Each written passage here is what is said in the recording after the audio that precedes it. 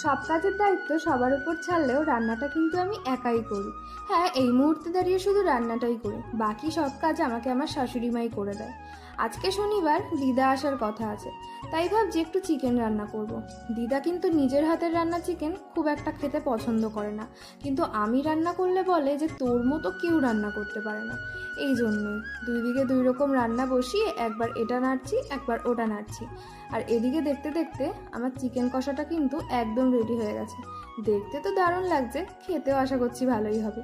আর এই যে এত কিছু নিয়ে দিদা হাজির, এসেছে নিজের নাতনিকে দেখতে। নাতনি যেহেতু জীবনে প্রথমবার এই বিশেষ সময়ের মধ্যে দিয়ে পার হচ্ছে, তাই প্রায়ই আসে নাতনিকে দেখতে। আসলে আমি গেলে আমার একটু অসুবিধা হয়। অনেক দিন ধরে কাঁচা আম খেতে ইচ্ছা করছিল, দিদা এনেছে তাই মেখে খেয়েও নিলাম। দুপুরে খাওয়া দাওয়ার পর বিকালে আবার দিদা বাড়ি চলে গেল, আর যাওয়ার সময় একটু যাচ্ছে আর আমাকে টাটা দিচ্ছে প্রত্যেকবারের মতো।